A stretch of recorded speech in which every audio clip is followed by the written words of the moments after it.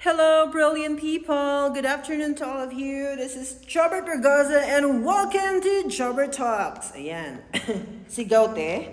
So, hello everyone. And patapos na yung ating Monday.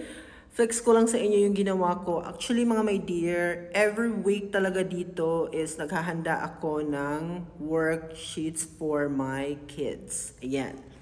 Mayroon talaga silang, kasi na-discover ko na kapag,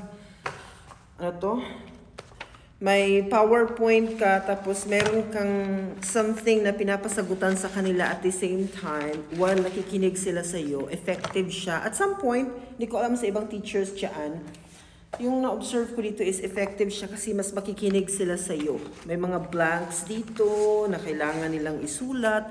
May mga words na nandun sa screen lamang nila makikita. Tapos isusulat nila dito.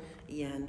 So mas magkakaroon ka ng magkakaroon sila ng engagement sa iyo. Mas magfo-focus sila.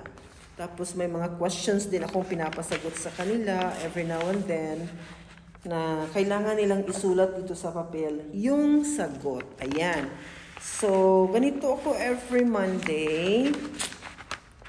By the way, sa hapon talaga ako print out sa lahat ng mga copies kasi meron akong 16 na 7th graders dito. 16 classes ko yan. So, maraming sections talaga yan mga my dear.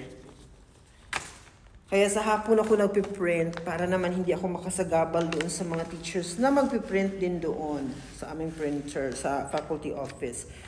Pag mga bandang 4:30 kasi, usually na umuwi na yung mga teachers dito. Ayan.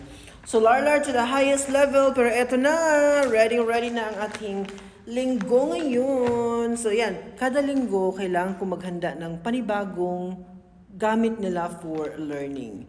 Kailangan kong mag-design, magbuo, whatsoever. Pero, hindi yung lesson plan ha. Ito ay mga activity sheets talaga ito.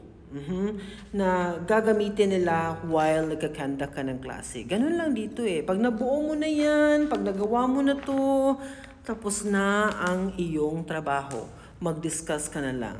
So, ganyan ka dali. At some point, mas gusto ko talaga yung sistema here than in the Philippines. So, share ko lang sa inyo. Bye-bye! And happy Monday! Yay! Thank you, Lord! Natapos na rin ang ating Monday. Bye-bye!